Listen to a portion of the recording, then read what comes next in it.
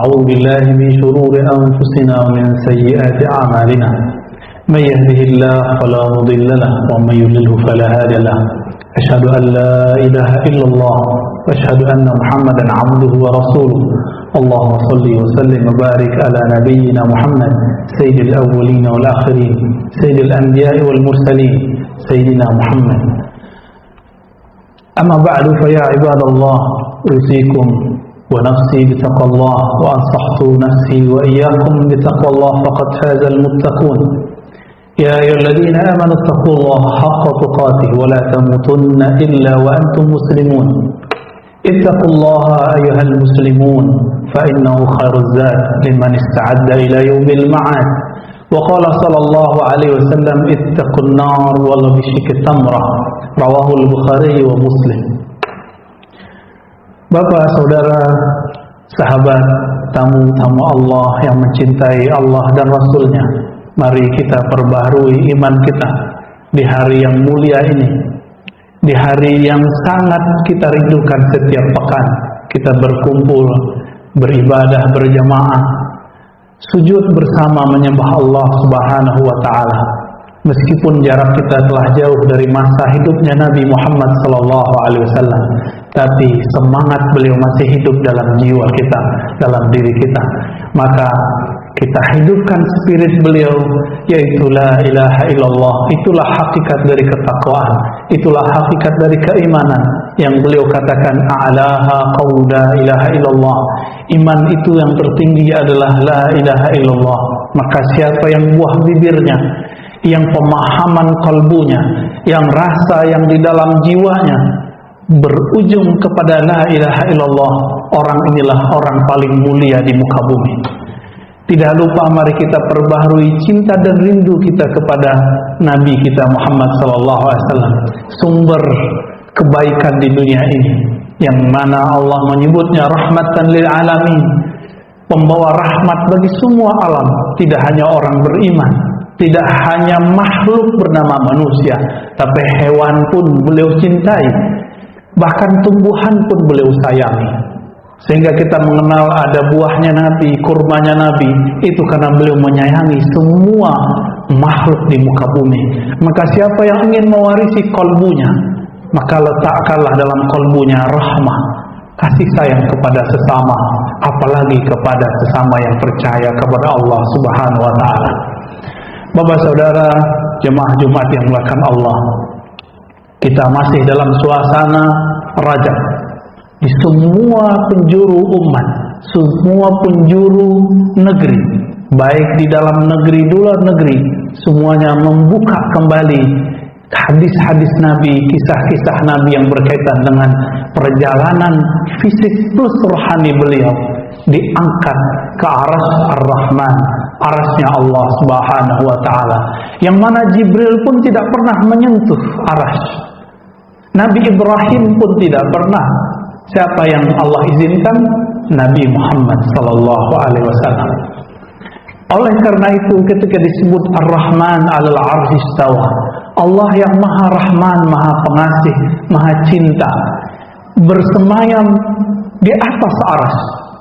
Maka ketika dikatakan Nabi Muhammad dimi'rajkan ke arasnya, itulah ibadah tertinggi Rasulullah sallallahu alaihi wasallam. Jika ibadah puncak kita secara fisik di tanah haram, Baitullah Al-Haram Al-Makki, yang kita hari ini merindukannya, tapi karena pandemi kita tidak sanggup ke sana.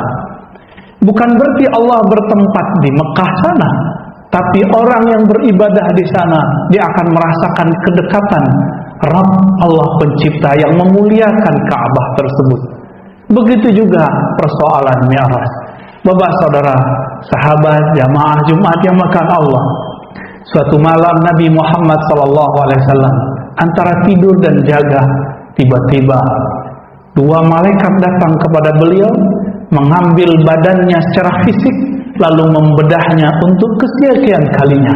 Ternyata Nabi dibedah dalam hadis minimal 2 kali, dan diperjalankan menurut ahli hadis Imam Ibnu Hajar sebanyak 5 kali. Inilah perjalanan yang paling jelas, yang paling disebutkan kata wah subhanalladzi asra bi'abdihi laila. Kata subhana dalam bahasa Arab itu tidak hanya berarti maha suci. Maha suci itu terjemah naklul makna, penerjemahan secara harfiah. Tetapi makna subhana dalam bahasa Arab itu adalah ungkapan kekaguman. Maka orang Arab jika melihat sesuatu yang indah, yang cantik, yang gagah mengatakan subhanallah, maha suci Allah.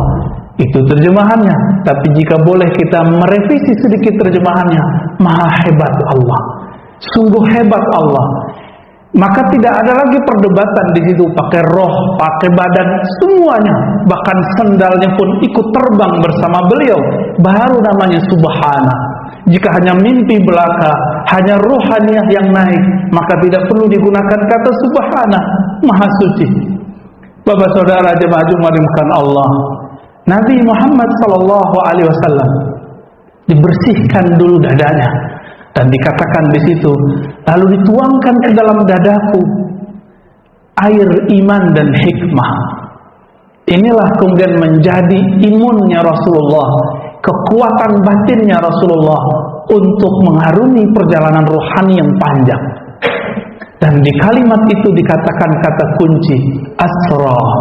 Dialah yang memperjalankan, bukanlah seorang Muhammad yang berjalan, tapi dia yang diperjalankan. Orang Arab kalau menyebut kalimat asra langsung faham bahwa perjalanan itu pasti malam hari. Dan dipertegas di belakang laila.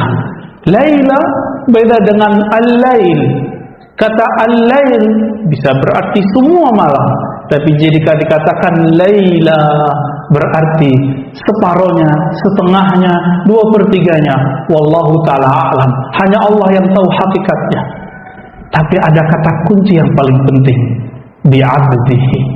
Orang Arab jika menyebutkan ba untuk sebuah objek, maka ini penegasan bahwa ini benar-benar serius, benar-benar hamba, bi'abdihi, terhadap hambanya. Dan yang diperjalankan itu cuma hamba. Sang hamba tiada kesombongan dalam dirinya, tiada kebencian dalam jiwanya. Di dalam dirinya penuh cinta. Itulah rahmatan lil alamin. Maka siapa yang ingin mewarisi Isra dan Mi'rajnya Rasulullah, buanglah kebencian, buanglah amarah, buanglah kesombongan. Allah akan perjalankan kita dalam takbir-takbir yang kita baca, ruku dan sujud yang kita lakukan. Jika tidak, sholat kita mungkin akan tergolong bayar hutang. Fawailul lil musallin. Maka Allah mengatakan menyindir kita, celaka bagi orang yang merasa sholat sedangkan jiwanya melayang kemana-mana. Bapak saudara makan Allah jemaah Jumat yang dimuliakan Allah. Kemudian Nabi Muhammad SAW diberikan satu kendaraan yang bernama buraq. Buraq ini bahasa Arab, satu akar kata dengan kata barq, yang berarti kendaraan yang kecepatannya seperti kilat. Dan kita coba lihat jika ada petir halilintar, suaranya datang belakangan, tapi cahayanya sampai lebih dulu. Kenapa? Kecepatan cahaya itulah lebih kurang. Ketika beliau diangkat, apa kata beliau? Sejauh mata memandang, kita tidak tahu mata siapa yang dimaksud beliau.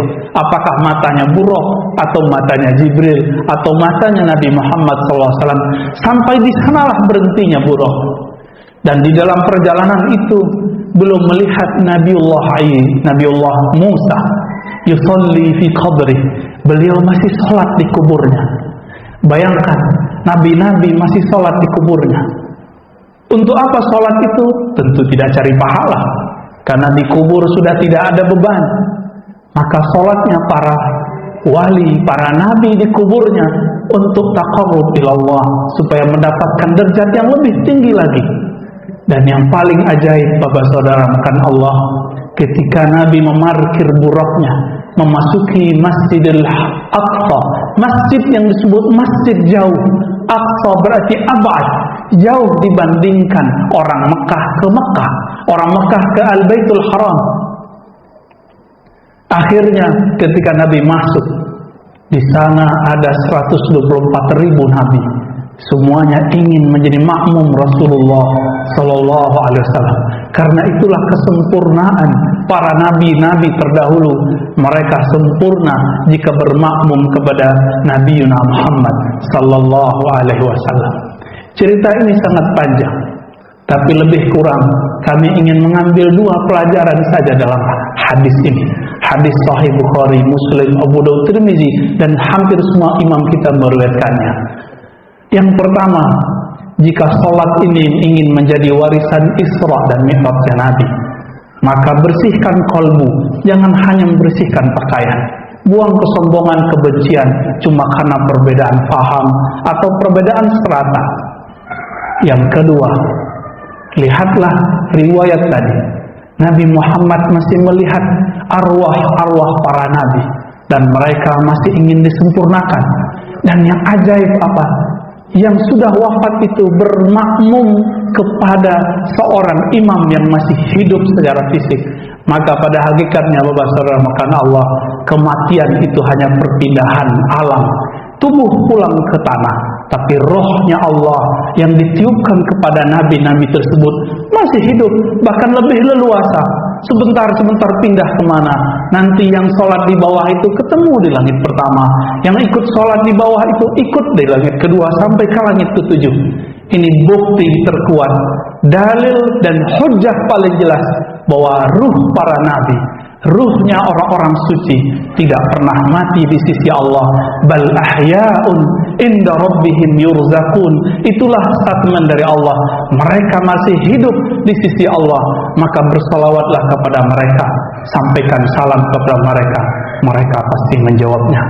Nasallallahu yubarik lana fi hayatina wa mamatina, wa nasallallahu ayutimma taqsirana wa yassura awratina wa yataqabbala minna salawatina wa tilawatina, wa nasallallahu ayadfa'anna kulla syarrin ma'alimna wa ma lam na'lam, wa nastaghfirullah wa natubu ilayhi wa tubu ayyuhal muslimun innahu kana ghaffara.